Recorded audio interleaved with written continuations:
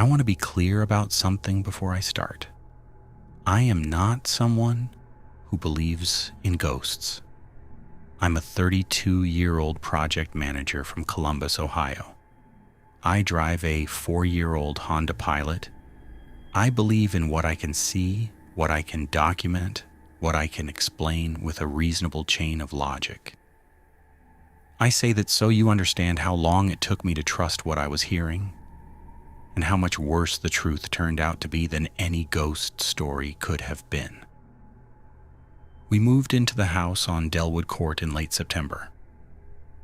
My wife Lauren and I had been searching for almost a year. Good school district, finished basement, a yard big enough for our daughter Maisie to grow up in.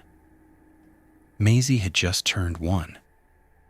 She was at that stage where she'd cruise along the furniture with this enormous grin, like she knew she was getting away with something. The house on Delwood checked every box. Ranch style, built in the late 80s, on a quiet cul-de-sac, lined with mature oaks. We signed the papers on a Thursday and had most of our boxes inside by Saturday.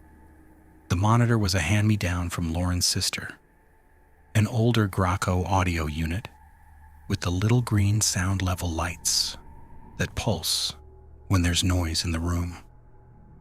Same setup we'd used since Maisie came home from the hospital. There was nothing new about any of it. The first time I heard something strange, I convinced myself immediately that it was nothing. A Wednesday night 3 weeks after we moved in, I was up late finishing a report, sitting at the kitchen table with my laptop and a beer that had gone warm, and then, under the static, I thought I heard something.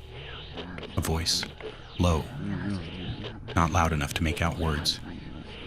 I checked the television, net off. I stood there listening. Nothing but static. I went back to my report and told myself it was interference. That explanation held for almost a week. The second time, Lauren heard it too. We were both in bed, not yet asleep. Under the low hiss of the static, we both went still at the same moment.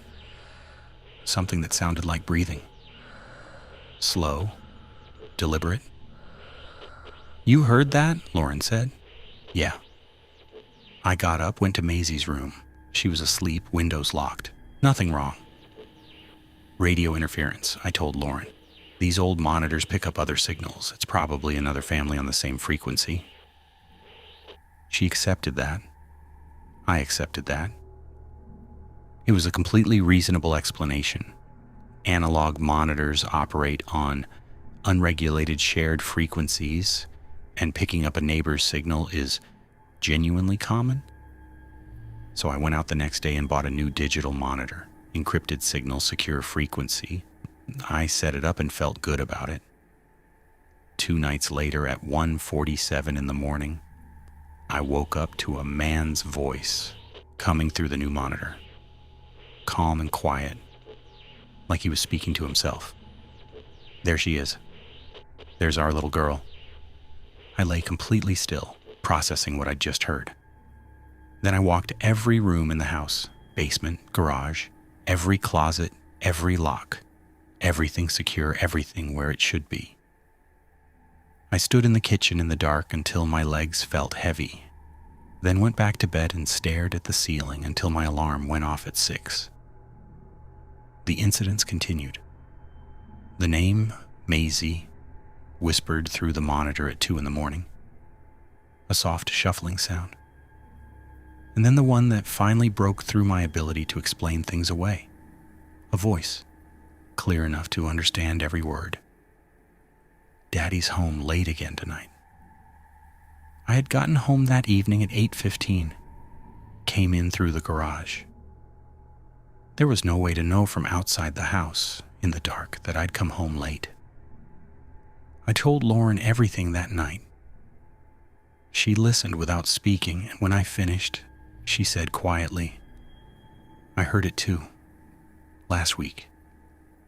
I didn't say anything because I thought you'd think I was losing it." We looked at each other across the kitchen table. "Someone knows her name," Lauren said. Someone knows our routines, I said.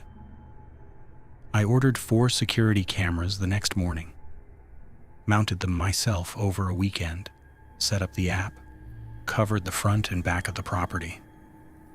For the first 3 nights, the footage was nothing. The quiet dark of Delwood Court, a raccoon along the back fence. Normal things. On the 4th night, at 12:51 in the morning, the rear camera caught movement. A figure.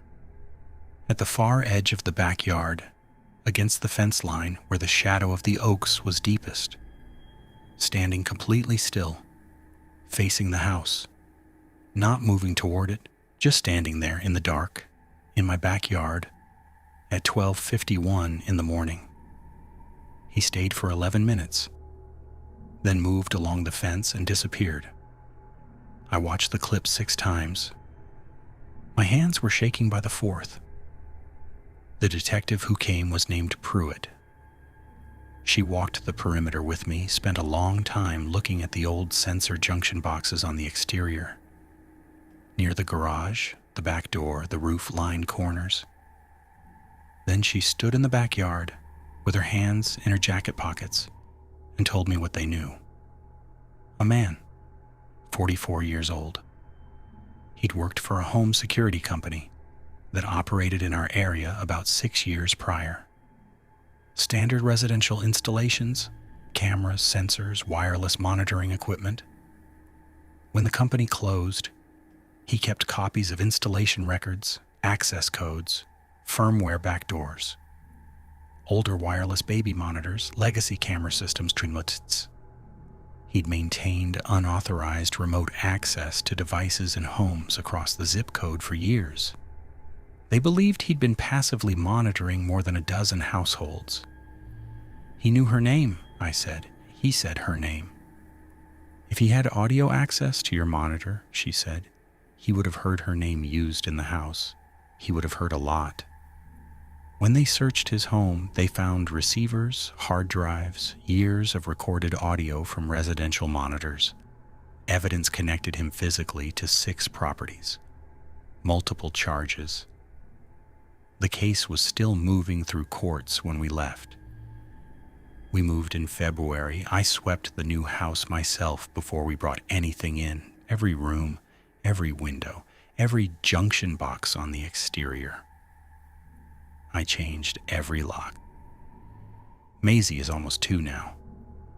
She walks on her own and laughs at the neighbor's dog every single time she sees him. I watch her sleep sometimes, standing in the doorway in the dark the way parents do, and I try to just be in that moment. And I mostly manage it. But there are nights when the monitor static shifts, when there's that particular texture to the quiet that you can't quite name, and something in my chest goes tight, and I'm back in that house at 1 in the morning, lying in the dark, listening. The voice is never there. I know it won't be.